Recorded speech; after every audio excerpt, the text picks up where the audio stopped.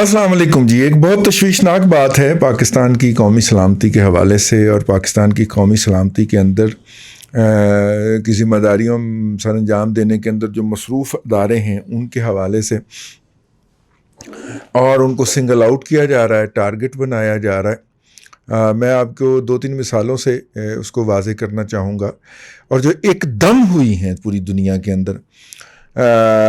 दासू में अटैक होता है और सवाल तो ये उठेगा ना कि जनाब जो सिक्योरिटी के अदारे थे वो कहाँ थे, ठीक है, जबकि सिक्योरिटी के अदारों का आगे फेस जो है वो जनरल आसिम सलीम बाजवा साहब जैसे लोग बैठे हों, तो फिर सवाल और शदीद गहरा और तलख हो जाता है और चुभता भी है वो सवाल।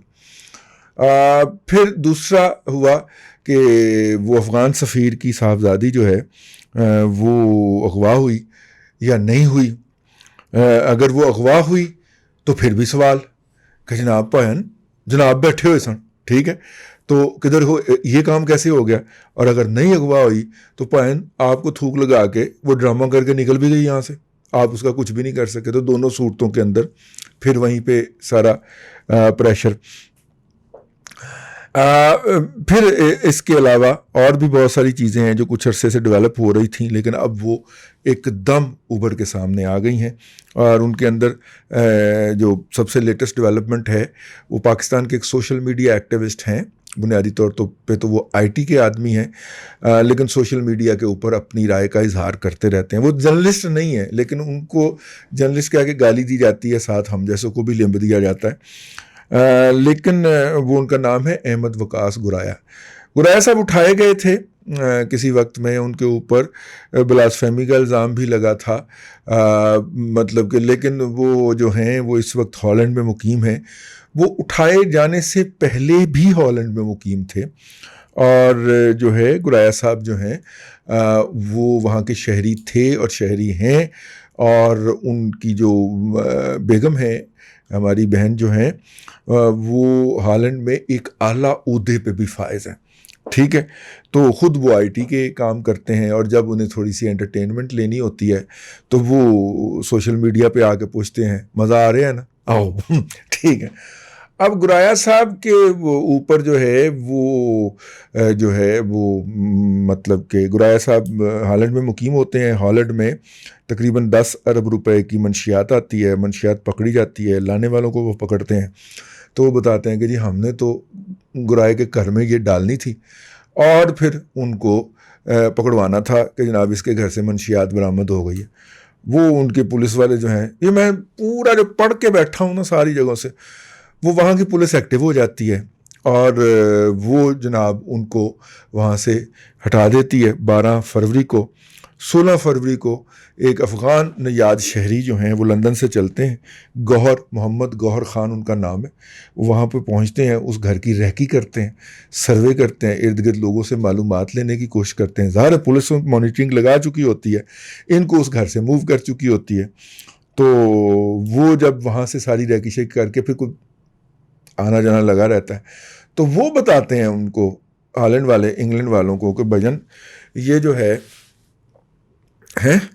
ये जो साहिबान हैं ये इस तरह की सरगर्मी करते पाए जा रहे हैं, हमें लगता है कि इन्होंने ये हरकत करनी थी, तो आप इनको ज़रा पकड़ लीजिए। लंदन पुलिस पकड़ती है, वो शाम तक उसके वर्सा पहुंच जाते हैं, ठीक है, गौहर अहमद ख़ान साहब का वर्सा, तो वो उनकी ज़मानत करवा के ले जाते हैं।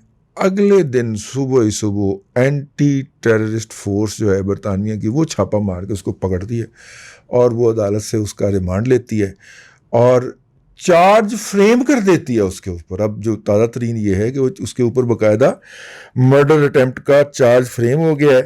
और इस दौरान जो है वो मुकदमा दर्ज हुआ है मोहम्मद गौहर ख़ान और दीगरान। और ये जो दीगरान वाला काम है, ये काम ख़राब है। आपको पता है कि जो ओपन FIR होती है, हमारे यहाँ पाकिस्तान में भी उसका रवाज है, वो दीगरान डाल के ना वो सारा ख़ानदान पकड़ के दीगरान में अंदर कर दिया करते हैं। अब पता नहीं बरतानवी पुलिस जो है, मेट्रोपॉलिटन पुलिस जो है, वो तो अलग है, उनका एंटी टेररिस्ट जो सेल है वो अलग है, और MI6 अलग है। MI6 के बहुत दफ़ा कॉन्फ्लिक्ट जो हैं वो होते हैं, ठीक है, उनकी पुलिस के साथ भी। और दूसरे एजेंसियों के साथ भी, और बाज़ औक़ात MI6 बचा पाती है अपने स्ट्रेटजिक एसेट्स को, बाज़ औक़ात नहीं बचा पाती। तो अब देखें वो तो चार्ज फ्रेम होने के लेवल पे चला गया। अगर उसने अपने गुनाह का एतराफ़ कर लिया तो फिर उसे वो भी ये भी बताना पड़ेगा। मुझे पता नहीं क्यों मेरी छठी इस ये कह रही है कि ये घेर घार के हीरोइन ना कहीं पे इन्होंने ये डालनी है, और ये जो गौहर खान है इसकी कहीं पे पाकिस्तान के किसी महाजर कैंप के अंदर, अफ़गान महाजर कैंप के अंदर इसकी परवरिश पा देनी है और हमें तल देना। ये मेरी छठी हिस्स कह रही, ठीक है। अच्छा, इसके साथ ही एक और ख़बर जो है वो मीडिया के अंदर बड़ी छोटी सी करके छपी कि 2 पाकिस्तान के एक्टिविस्ट जो थे, पॉलिटिकल एक्टिविस्ट जो थे, वो एक ख़ातून जो थी वो कनाडा के अंदर मारी गई है, और दूसरा एक लड़का जो था वो स्वीडन में मर्डर हुआ था, और उनके केसेस जो थे वो क्लोज़ कर दिए थे वहाँ की पुलिस ने। ख़बर ये है कि दोनों केसेस खुलने लगे, और ये ढोल बज रहा है, और मुझे पता नहीं क्यों एहसास हो रहा है कि ढोल नहीं बज रहा है, ये कुछ और है, ये हमारी बारी आने लगी है। एकदम जो है ये सारा मामला क्यों एक्टिवेट हो गया है, और जिसका अल्टीमेटली टारगेट जो है वो हमारे सिक्योरिटी ऑपरेटर्स ने बनना है, ये मामला क्यों हो गया है। गार्डियन ने भी जो है वो 2 स्टोरीज़ दे दी हैं ऊपर नीचे, और उन स्टोरीज़ के अंदर भी जो है वो बताया गया है कि हमारे जो आर्मी चीफ़ हैं उन्होंने निजी जेट्स के ऊपर फ्लाई किया है, और बरतानिया के आर्मी चीफ़ की ख्वाहिश के ऊपर, और उन्होंने नेगोशिएशन करने की कोशिश की है। फिर ये भी ख़बर है इस वक्त आलमी घूम रही है, मेरा ख़्याल है छप नहीं गई तो मेरे व्लॉग आने तक छप जाएगी, कि अमरीकियों ने एक दफ़ा फिर इस ख्वाहिश का इजहार किया है पाकिस्तान से कि वो तालिबान की आला क़यादत से मिलना चाह रहे हैं। तो फिर जब वो जो था, और वो शायद ईद की छुट्टियों में इस तरह की कोई मुलाकात या ईद से पहले मुलाकात हो भी गई हो, क्योंकि ज़ल्मे खलीलज़ाद जो हैं वो यहाँ पे पाए गए हैं पाकिस्तान के अंदर। ये भी एक इम्पॉर्टेंट डेवलपमेंट है, लेकिन ये इससे हट के है, इसको हम अफ़गान इशूज़ में डिस्कस करेंगे। इसके अलावा जो है वो मतलब कि ये पहला मौका है कि ये इवेंट्स जो हैं ये बार बार होते जा रहे हैं। वो अफ़गान जो है वो तो मैंने डिस्कस कर दिया। ये इस तरह के इवेंट्स जो हैं ये बार बार हो रहे हैं, और इनकी जो आगे डेवलपमेंट है। एक और बात भी मैं आपसे बताता चलूँ कि एक जर्नलिस्ट हैं, कॉलमिस्ट हैं, मुराद सईद साहब, राशिद मुराद साहब मैं सॉरी सर, माजरत चाहता हूँ सर, राशिद भाई मैं माजरत चाहता हूँ आपसे, मैंने आपको किससे मिला दिया है। राशिद मुराद साहब जो है लंदन से, वो खड़ियाँ खड़ियाँ के नाम से उर्दू और पंजाबी में अपना बोलता हुआ कालम इस्तेमाल करते हैं। बल्कि अगर हम ये कहें कि ये बोलता कालम की शक्ल में वो व्लॉग के बानियों में शामिल हैं तो बेजा नहीं होगा। बहुत पुराना उन्होंने ये शुरू कर रखा है, जब से वो आए थे वहाँ पे लंदन में लैंड किए थे। तो राशिद मुराद साहब जो हैं पंजाबी के बहुत पोपले किस्म के, नफीस किस्म के शायर भी हैं, और बड़ा मज़ा करते हैं जब वो पंजाबी बोलते हैं।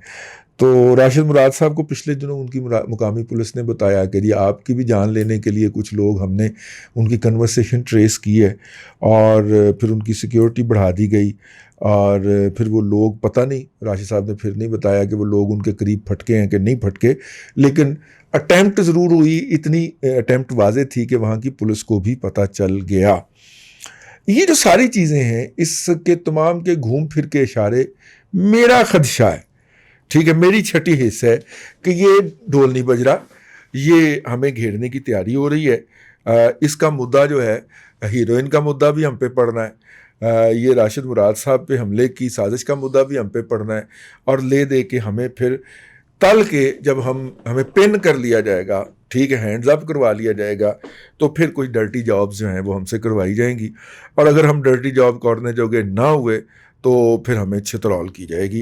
ये मेरी छठी हिस्स है। अल्लाह करे ये छठी हिस्स जो है ये ना मेरी सही हो, राशिद मुराद साहब की अटेम्प्ट करने वाले कोई और अनासर हों, अहमद वकास गुराया साहब जो हैं उनके ऊपर हमले की प्लानिंग करने और हमला करने वाले अनासर जो हैं वो वही हों जो हमारे अदारे हमें बताते रहे हैं कि कौन से अदारे जो हैं, कौन से गैर मुल्की जो है हनूद यहूद के एजेंट जो है वो पाकिस्तान को अदम इस्तेहकाम का शिकार करने में लगे रहते हैं। मेरी ये दुआ और ख्वाहिशें अपनी जगह के ऊपर, लेकिन ज़मीनी हक़ाइक़ जो हैं वो बड़े ख़तरनाक हैं। ठीक है, बस अब के लिए इतना ही। अगले व्लॉग में फिर आपसे हाज़िरी होती है। यकीनन ईद के दिनों में अगर आप ये व्लॉग देखते रहे हुए तो आपको ईद मुबारक। अल्लाह आपको आसानियाँ अता करे और आसानियाँ खल्क़े खुदा में तकसीम करने की तौफ़ीक़ अता करे।